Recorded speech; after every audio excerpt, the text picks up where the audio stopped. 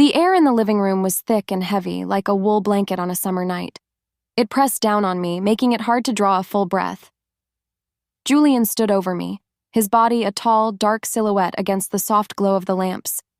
A single sheet of paper was clenched in one hand, a black pen in the other. His shadow spilled across the polished coffee table, swallowing my hands in darkness. I watched that shadow, not wanting to look up at his face. I already knew the expression I would find there. It was a cruel smile, a victor's smile, one that never, ever reached his eyes. His eyes, I knew, would be cold and flat, like little chips of ice. "It's simple, Clara," he said, and his voice was a low, smooth mockery. It was the voice he used when he was absolutely sure he had won. "Either sign or get out of my house." He leaned forward, placing the paper and the pen on the table in front of me. He said the words, "my house," with a special kind of emphasis, a sharp, possessive jab. A bitter laugh almost fought its way up my throat, but I swallowed it down. My house.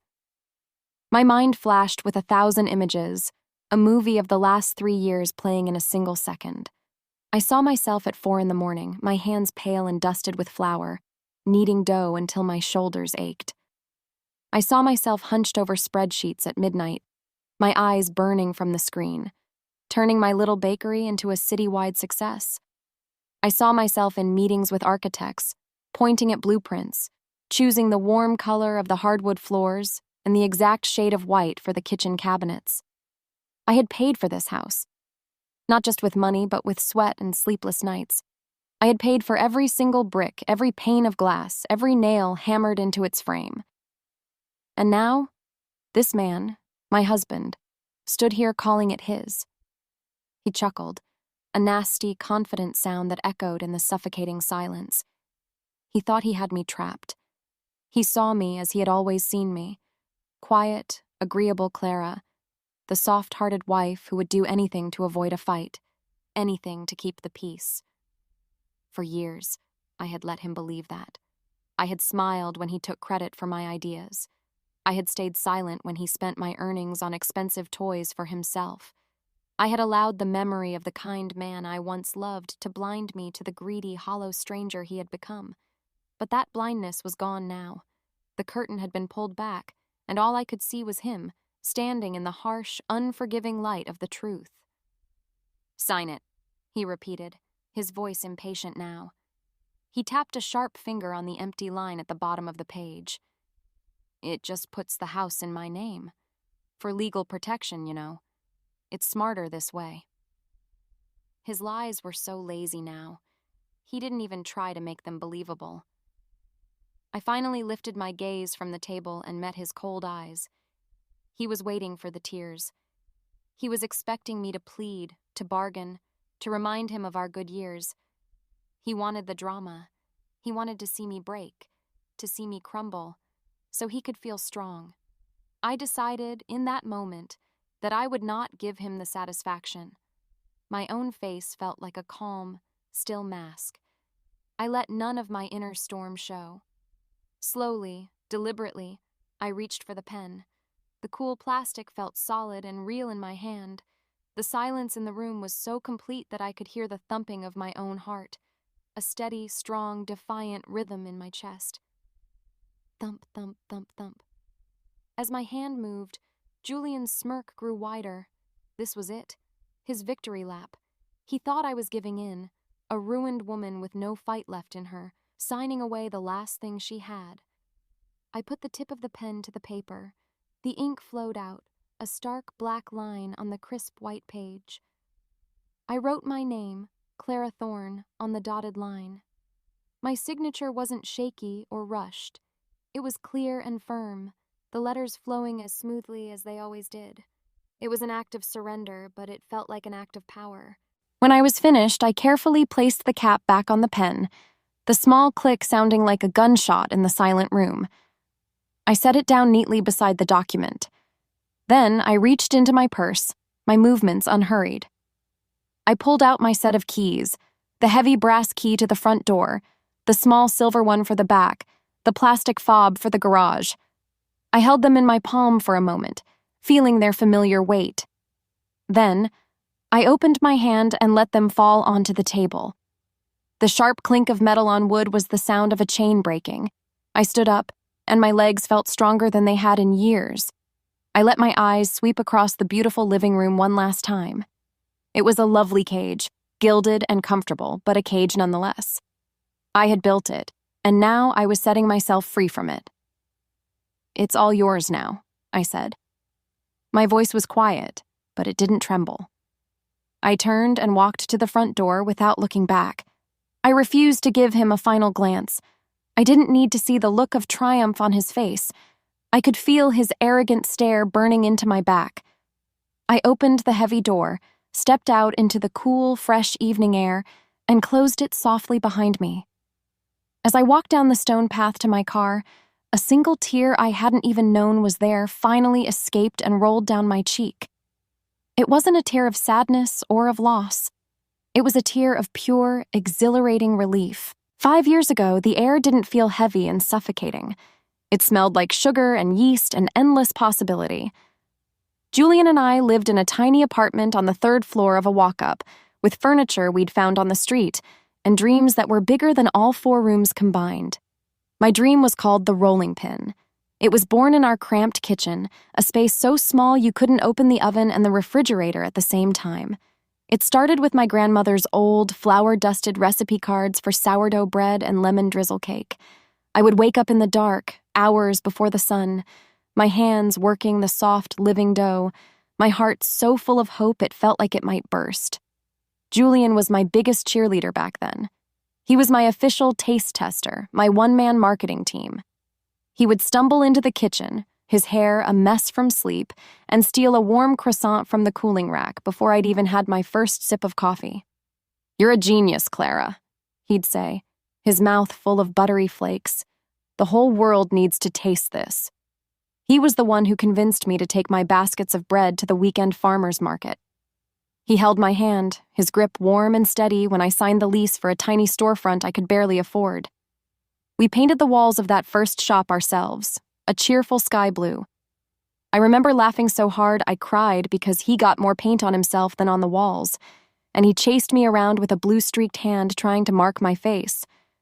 The rolling pin wasn't an overnight sensation, but its success was warm and steady, like the slow rise of a perfect loaf of bread. People loved my recipes. They loved the feeling of the little shop, the bell that tinkled when they walked in, the smell of home that clung to their clothes when they left. Within 2 years, I had to hire staff. Within 3, lines were forming down the block on Saturday mornings.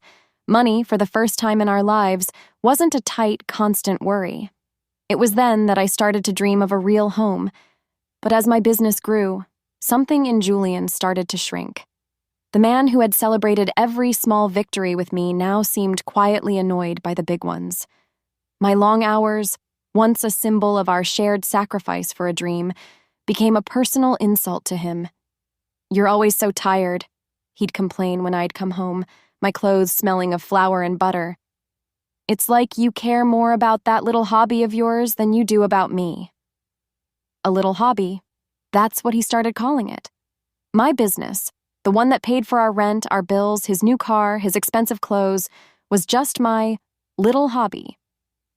The first time he said it, it felt like a tiny paper cut. I ignored it, but he kept saying it, and each time the cut got a little deeper. I remember one night with perfect, painful clarity. I had just won a major award, Best Bakery in the state. It was a huge deal. I came home glowing, clutching the beautiful glass trophy in my hands, so excited I felt like I was floating. I couldn't wait to show him, to see the pride on his face that used to be there. I found him in the living room of our new, half-built house, a glass of expensive whiskey, a brand I recognized from the bakery's accounts, in his hand. "Julian, look," I said, my voice bubbling with joy as I held out the award. "We won!" He glanced at it, just for a second. A flicker of something dark and unreadable passed through his eyes, and then he looked away, back at the wall. "That's nice, honey," he said, taking a slow sip of his drink. "Did you remember to pick up my dry cleaning?" The joy drained out of me so fast I felt dizzy. It was like a bucket of ice water had been poured over my head. My biggest professional achievement, and he was asking about his shirts. It was such a small thing, but it was everything. His support had become a performance. When his friends came over to see the new house, he would walk them through the construction site, waving his arm around grandly. "We decided to put the marble countertops in here," he'd say. Or, "I designed this open-concept living space to maximize the natural light." He never said I. He always said we. But we both knew who had spent hours with the architect. We both knew who was signing the checks. He was stealing my success in little pieces, trying to wear it like a suit he hadn't earned. The dream we started together in that tiny kitchen had finally come true, but I was the only one living in it, and he had started to hate me for it. Building the house was supposed to be our greatest adventure together. It wasn't just a structure of wood and stone, it was meant to be the physical shape of our success. I found the land myself, a perfect plot on a gentle hill that overlooked the twinkling lights of the city. I would stand there in the evenings, imagining a home filled with light and air, with huge windows to let the world in, and a kitchen big enough to test recipes for an entire army. For me, this house was a symbol. It was my castle, built not by a king or inherited through a bloodline, but earned by a baker, one croissant and one loaf of bread at a time. But a castle needs a treasury to build, and this was no different. The cost was staggering. My business accountant, a wise and careful man named Mr. Peterson, sat me down in his quiet office. He spread my financial statements across his desk and shook his head gently. "Clara," he said, his voice kind but firm, "a standard mortgage on a property this expensive will be a millstone around your neck. The monthly payments will tie up all the business's cash flow. It could strangle the rolling pin's growth just when it's ready to explode." I felt my heart sink. "So, what do I do? Give up on the dream?" "Not at all," he said, a small smile playing on his lips. "We just have to be clever." He then proposed a different path, a financial tool I had never heard of before. It was a special type of loan called a business expansion and asset leveraged loan. The name was a mouthful, but the idea, as he explained it, was surprisingly simple. The loan wouldn't be given to me personally, but to my company, the Rolling Pin, LLC. The house itself would be listed not as a personal residence, but as a business asset, like a new fleet of delivery vans or a giant industrial oven. It would be the primary collateral for the massive debt. Mr. Peterson looked at me over the top of his glasses, his expression serious. "This is a powerful tool, Clara, but you must understand the risk. The fate of this house is tied directly to the fate of your business. They are financially linked, and this is the most important part. Whoever holds the deed to the house is also legally responsible for the entire loan." Julian was in that meeting with me. I remember it vividly. While Mr. Peterson was carefully explaining the life-altering financial structure, Julian was slumped in a plush leather chair, scrolling through sports news on his phone. When Mr. Peterson paused, waiting for questions, Julian just waved a hand dismissively without even looking up. Yeah, whatever the bank needs," he mumbled. "Just get us the money so we can start building." He never read a single page of the thick loan agreement I spent 2 full nights studying. He saw the loan as a magic pot of gold, not the heavy chain of responsibility that it was. He didn't care about the details, only the glorious result, a magnificent house to show off to his friends. As the house rose from its foundation, skeletons of wood becoming rooms, Julian's spending grew more and more reckless. He saw the business accounts, now swollen with the loan money, as his personal wallet. A state-of-the-art home theater system with a screen the size of a wall appeared one day. "A housewarming gift to us," he announced proudly. A sleek silver sports car showed up in the half-finished driveway a week later. "We deserve to enjoy the fruits of your labor," he'd say with a grin, using the word your, only when it suited his narrative. I tried to talk to him, to gently explain that this money wasn't free, that it was a carefully balanced debt that had to be managed. "Don't worry so much, Clara," he'd say, patting my head as if I were a nervous child. "You're great at baking, but leave the big picture money stuff to me. I know what I'm doing." He had no idea what the big picture was. He saw the beautiful walls, the sparkling swimming pool, the 3-car garage. He saw a palace fit for a king. I saw those things too, but I also saw the mountain of debt they were built upon. He thought the house was a symbol of his rising status. He never understood that it was actually a complex financial instrument, a dangerous equation of asset and liability. He was a king strutting through a castle he didn't truly own, built on a foundation of legal documents he had never bothered to read. The first year in the house felt like living in a beautiful, silent movie. Everything on the surface looked perfect. The gleaming floors, the manicured lawns, the stunning views. But the sound had been turned off. There was no warmth, no laughter, just the hollow echo of our footsteps in the cavernous rooms. The happy couple who were supposed to live there had vanished, replaced by a successful woman and her increasingly resentful husband. Julian's small, cutting remarks about my hobby had curdled into a constant low-grade bitterness that soured the air between us. He stopped pretending to be proud and started acting like he was my boss, or worse, my warden. The inevitable explosion happened on a Tuesday evening. I was in my home office, a bright, airy room that was my one true sanctuary in the house.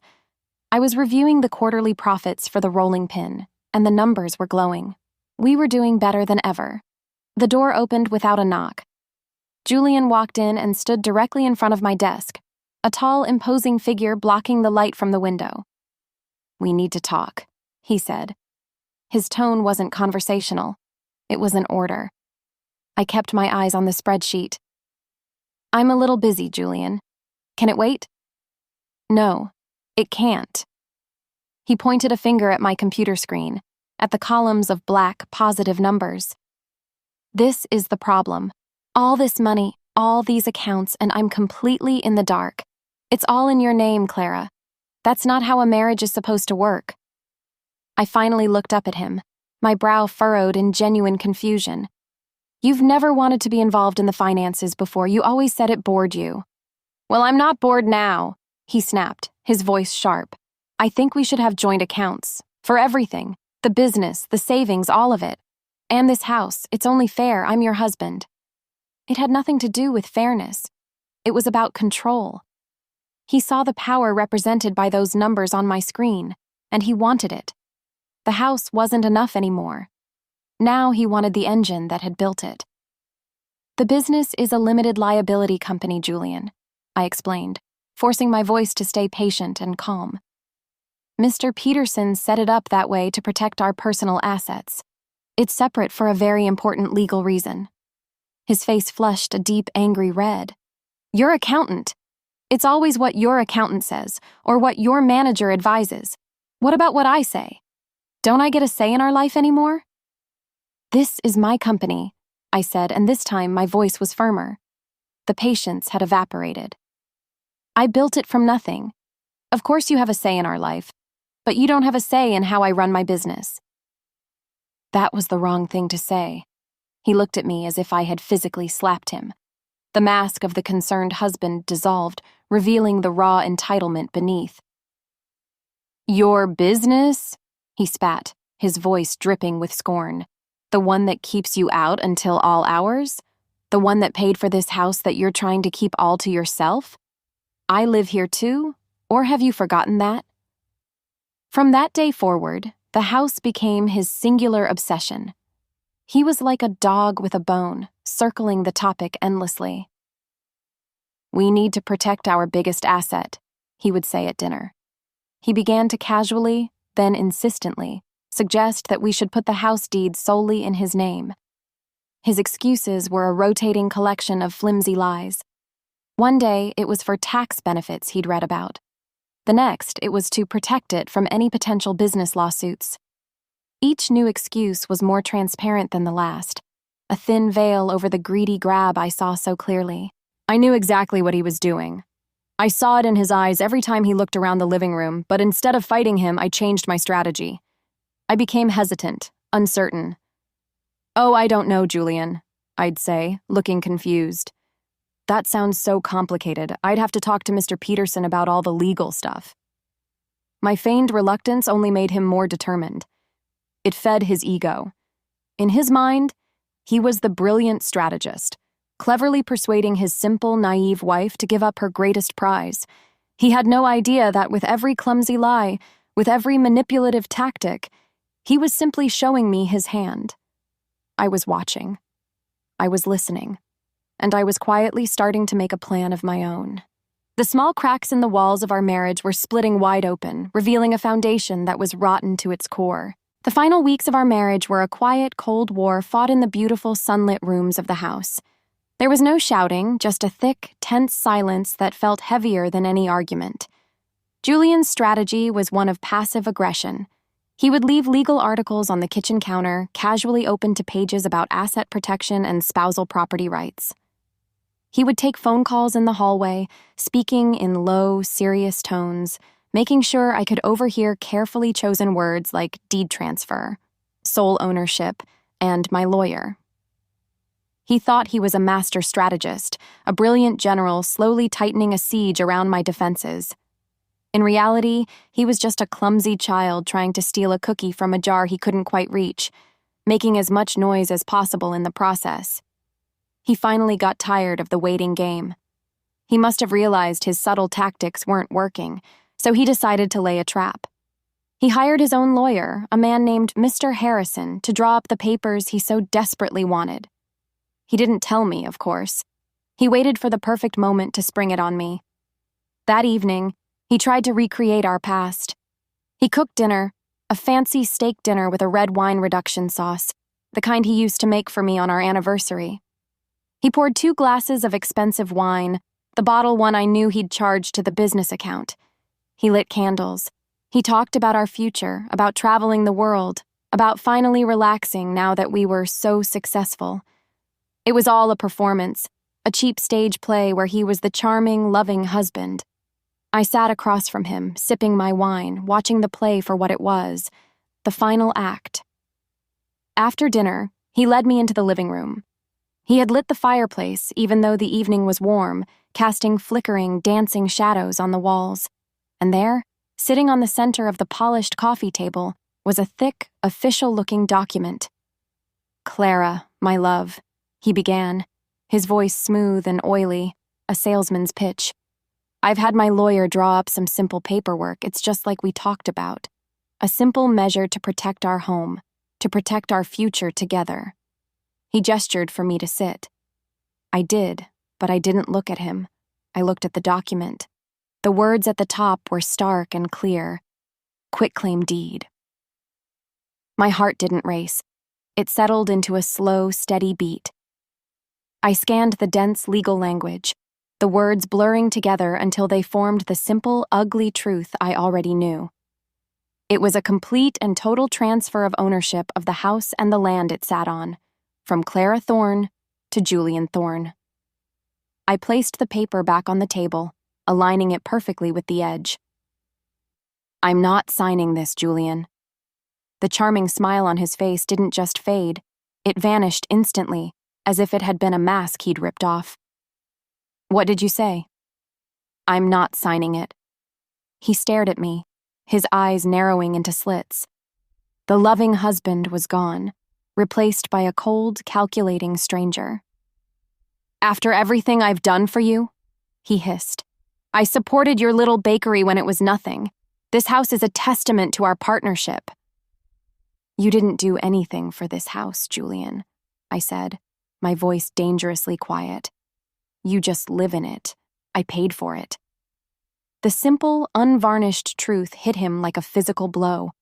His face contorted in a wave of pure rage. He shot to his feet, his body trembling, towering over me where I sat on the sofa. The polite act was over. This was the real Julian, the one who had been hiding under the surface for years. "You ungrateful woman," he spat, venom dripping from every word. "You think you're so much better than me with your little shop and your precious money? But you are nothing without me. You'd still be in that tiny, pathetic apartment. dreaming your little dreams, if I hadn't been there to push you, to support you." He snatched the paper from the table and shoved it toward my face, rattling it in his fury. He grabbed the pen and threw it down in front of me. His hand was shaking. "You have two choices," he snarled, his face just inches from mine, his breath hot with anger. "Either sign or get out of my house." There it was. The ugly, final truth laid bare. In his mind, my success, my work, my home, it had all been absorbed by his ego, becoming his by right of marriage. I looked at his face, twisted by a greed so profound it had erased the man I once knew, and I felt nothing but a deep, sorrowful pity. The man I had married was long gone. This was a stranger. And in that cold, clear moment of understanding, I knew exactly what I had to do. The next day, the world felt brand new. I woke up not to the oppressive silence of a grand, empty mansion, but to the gentle morning light filtering through the window of a small, one-bedroom apartment I had secretly rented a month before. The sunbeam painted a warm square on the wooden floor, and for the first time in years, I didn't feel a heavy, anxious weight on my chest. There was no one to please, no one's fragile ego to manage, no tension to navigate before I'd even had my coffee. There was just me, the quiet hum of the city waking up outside, and a profound sense of peace that was more valuable than any house could ever be. I made a simple cup of coffee in a simple mug and sat by the window, feeling light. I was finally, truly free. I didn't need to be there to know how Julian's morning was going. I could picture it so clearly it was like watching a movie in my mind. He would have woken up late, stretching his arms out in the center of the king-sized bed in what he now considered his castle. He would have walked through the silent halls, a smug grin plastered on his face, touching the cool marble countertops, admiring the view from the floor-to-ceiling windows. He had won. He had outsmarted me. He had secured his future. I could almost hear his voice booming through the empty house as he spent the morning on the phone, cementing his victory lap. "Yeah, she finally saw things my way," he'd be bragging to one of his friends. "The house is all mine now. It's just cleaner this way, you know? A man needs to be the master of his own home." I imagined him around noon, pulling a bottle of our best champagne from the fridge, champagne I had been saving for a special occasion. He would be pouring himself a celebratory glass, basking in the glow of his supposed brilliance, when his phone rang. He'd see the caller ID. "Mr. Harrison." He would answer with a cheerful, condescending laugh. "Harrison, my man, just the lawyer I wanted to talk to. You did a great job. Everything went off without a hitch." But the voice on the other end of the line wouldn't be cheerful. I imagined it as thin and tight, strangled with a panic Julian wouldn't understand at first. "Julian, I need you to sit down." "Sit down? Why? I'm celebrating." Julian would laugh, taking a sip of his champagne. "No, you don't understand," the lawyer's voice would say, rushed and sharp. "I just got back from the county records office. I was filing the new deed and I did a final check on the property's liens and encumbrances, just as a formality." There would be a pause, the sound of papers rustling frantically. "Julian, that house isn't just a house." Julian's smile would falter. "What are you talking about? It's a house. I'm standing in it." "No, I mean financially." Mr. Harrison's voice would be getting louder, higher pitched with rising horror. "The property is the sole collateral for a massive business development loan. It's a high-risk, high-interest loan under the name of the Rolling Pin LLC. The paperwork you had your wife sign, the quitclaim deed, it transfers the property's title completely. But a title doesn't travel alone. It travels with all of its financial attachments, all of its debt." I could see the color draining from Julian's face, the cold dread creeping up his spine. What debt? Clara paid for the house?" "She didn't pay for it, Julian. The business did. With a loan. And the document you had her sign legally transfers the asset, the house, from the business to you, an individual. In doing so, you have also legally assumed the entirety of the colossal debt attached to it." The champagne glass would suddenly feel impossibly heavy in Julian's hand. How much debt? He would whisper, his voice barely audible. There would be a sick, dead silence on the other end of the line. Then Mr. Harrison's voice, full of disbelief and pure, unadulterated horror, would deliver the final, devastating blow. Julian, the loan is for more than the house is even worth. You didn't just get the house, you took the chain that was attached to it. By signing that paper, you didn't ruin her. Do you realize you just destroyed yourself? The world Julian had tried to steal for himself collapsed with a speed that was almost silent. I didn't see it happen, but I knew it would. The first domino, I later learned, was a thick, formal letter from the bank. It arrived in an expensive-looking envelope, congratulating him on his new ownership of the property and politely informing him that the first monthly loan payment under his name was due at the end of the month. I can picture him opening it, a triumphant smirk on his face, only to have his eyes scan down to the number at the bottom of the page. I know he would have had to read it 3 times before his brain could even process it. The payment was an astronomical sum, more than 3 times the monthly salary from the marketing job he was so proud of. His first call would have been to Mr. Harrison, his voice a frantic scream of threats and blame. But the lawyer's response, I imagine, would have been tired and defeated. There is nothing I can do, Julian. The document is legally perfect. You wanted the house. You got the house along with everything attached to it. It's a legal and binding transfer. His next call would have been to the bank, where he would have tried to explain that it was all a terrible mistake, a misunderstanding. But the woman on the phone, polite but firm, would have told him what I already knew. The ownership and the liability had been legally transferred. The payments were his responsibility now. Desperate, he put the house on the market. He listed it for a ridiculously high price, hoping for a miracle. But the real estate agent he hired delivered the brutal truth. The housing market was down, and with the enormous lien against the property, a public record for any potential buyer to see, no one would touch it. The debt was far greater than the value. The house was, in financial terms, completely underwater. The house he saw as his kingdom had become his prison. I can see him, wandering through those beautiful, spacious rooms that now felt mocking and empty. The high ceilings that once felt grand would now seem to press down on him.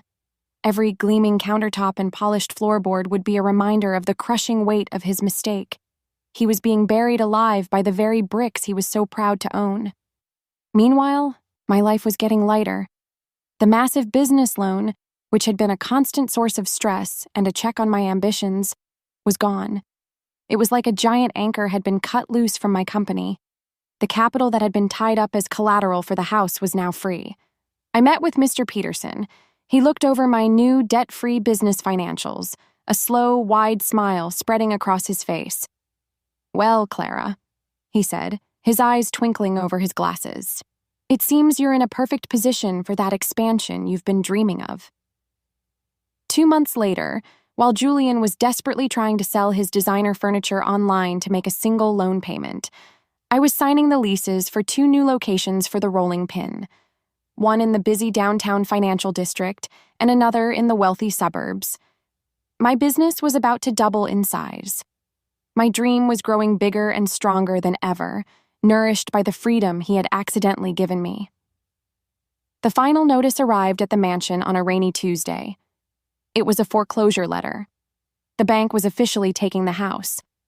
I imagined Julian standing in the grand entryway, the letter trembling in his hand, rain streaking down the tall windows like tears. He was a king with no castle and no kingdom, a man ruined by his own reflection. On that same rainy Tuesday, I was standing across the street from my new downtown bakery. A small team was carefully hanging a large, cheerful sign above the door, its bright blue letters a beacon in the gloomy weather. It read, "The Rolling Pin, Grand Opening." He had tried to take my house, but in the end I had walked away with my entire life, and I had never once looked back.